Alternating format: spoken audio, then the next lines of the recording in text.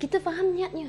Jadi saya pada pendapat tapi penjual daging ginseng itu akhirnya kerana enggan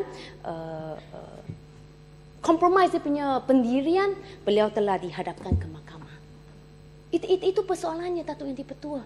Itulah pentingnya kita mesti memastikan pegawai yang diberi kuasa menjalankan penguasaan adalah seorang yang jujur dan ikhlas, yang passionate dengan izin, dengan tanggungjawabnya memastikan makanan di pasaran adalah selamat untuk semua kaum. Mungkin ada setengah pegawai akan berpendapat bahawa ini makanan tidak akan menjejaskan kaum saya, sekarang kaum saya tidak memakannya. Jadi apalah, boleh tutup mata lah. Kita tak nak perkara ini berlaku. Jadi adalah elok pegawai kalau boleh. Saya percaya mampulah pihak kementerian memastikan pegawai yang diberi kuasa menjalankan penguasaan adalah meliputi berbagai kaum. Perkara yang seterusnya, pengambilan sampel, Datuk Yang Di-Pertua. Seksyen 32 jelas menyatakan di mana pegawai diberi kuasa boleh mengambil sampel, sampel makanan haiwan untuk dianalisis di mahkamah. Ramai ahli dalam Dewan membagikan keperluan untuk mengadakan lebih makmal.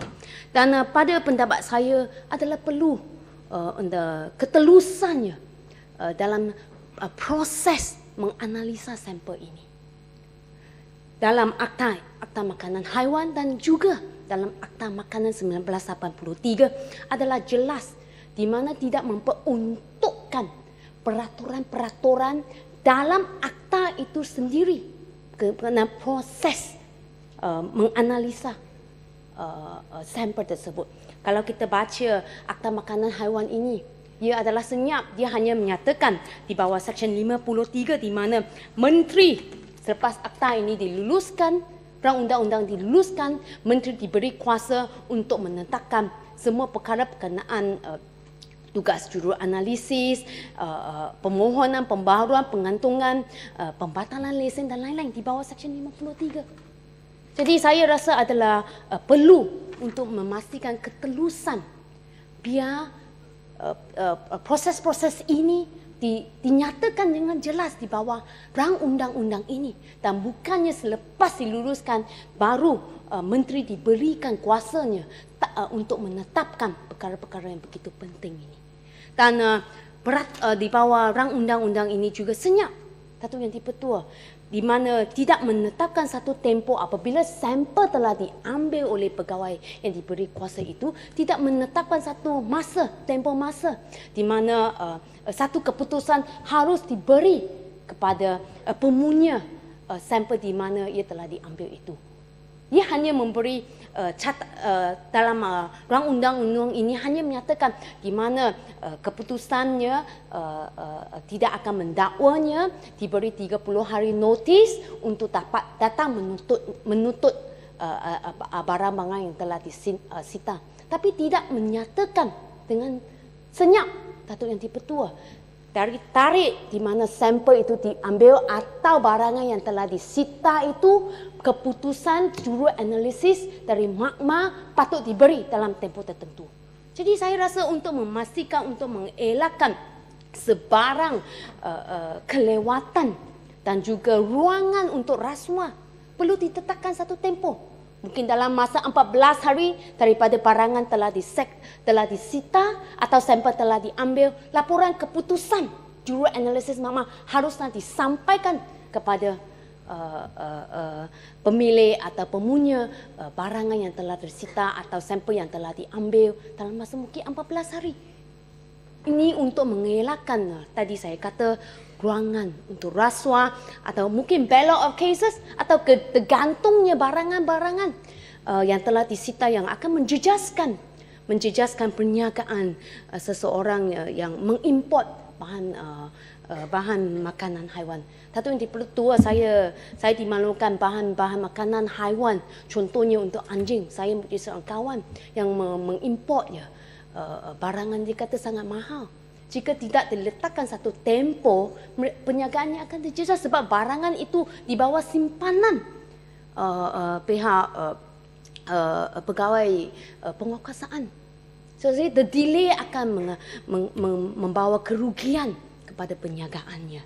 Jadi saya harap perkara ini boleh dipandang berat, dan juga Seksyen 35 yang memperuntukkan bahawa perakuan analisis yang dikeluarkan daripada mahkamah adalah satu keterangan yang mencukupi mengenai fakta. Prima facie evidence. Jadi adalah perlu, tadi saya kata, di bawah akta ini perlu dengan jelas proses penganalisa itu dijelaskan. Bukannya selepas ini di bawah peraturan, di bawah kuasa menteri untuk menentukan peraturannya tanpa check and balance dari pihak Dewan Yang Mulia ini. Jadi inilah saya bangkitkan kerisauan dan juga Seksyen 20. Datuk Yang di-Pertua, di bawah akta makanan juga mempunyai seksyen seperti Seksyen 20 ini, di mana ia menjadi satu kesalahan. Seksyen 20 ini menjelaskan satu kesalahan apabila memiliki makanan haiwan yang tidak dibenarkan. Datuk Yang di-Pertua, kebiasaannya Datuk Yang di-Pertua, nampaknya yang lemah menjadi sasaran pihak pegawai penguatkuasa. Saya harap apabila rang undang-undang ini telah diluluskan dan dikuatkuasakan, pihak berkuasa memang benar mempunyai kuasa untuk menjalankan tanggungjawab ini di bawah Seksyen 20, di mana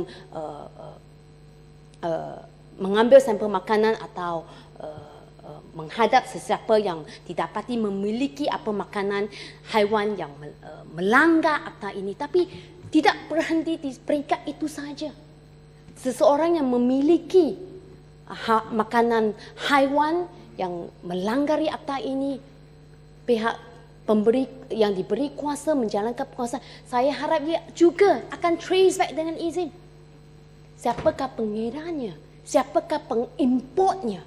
Dan bukan saja menangkap atau menjadikan mereka yang memilikinya, mungkin di sebuah kedai kecil atau di pasar, menjual beberapa tin makanan itu saja yang menjadi sasaran pegawai penguatkuasa, tapi mengambil inisiatif trace dengan izin, trace back pengimportnya, pengedarnya. Jadi kita boleh memastikan mereka yang telah gagal mematuhi peraturan, mematuhi akta ini juga diambil tindakan. Datuk Yang di-Pertua, saya membangkitkan isu ini kerana sebelum ini satu kes di mana seorang di bawah akta makanan, saya bagi contoh akta makanan. Seorang nenek dia menjual sayur, Datuk Yang di-Pertua. Jual sayur di pasar. Pegawai penguatkuasa menggunakan akta makanan bagi menyita sayurannya, hantar untuk makmah, untuk sampel, tangkap seorang nenek menjual sayur. Lepas tu dihadap ke mahkamah kerana kononnya dia punya sayur-sayuran mempunyai bahan-bahan larangan. Tapi bagaimana pula nenek ini kata, Datuk Yang di-Pertua kata, ini saya punya sayur, saya beli dari pemborong. Tapi pihak penguatkuasa hanya berhenti di peringkat sana saja. Jadi itulah kerisauan saya di bawah Seksyen 20. Don't go for the small fries dengan izin. Kalau memang berniat untuk memastikan bahawa makanan haiwan adalah selamat di pasaran, mestilah meneruskan penguatkuasaannya, trace back siapakah pengedar, pengimportnya. Jadi kita boleh memastikan makanan di pasaran adalah selamat, ya. Saya rasa Datuk Yang di-Pertua, itu saja yang saya ingin bangkitkan buat masa ini. Sekian, terima kasih.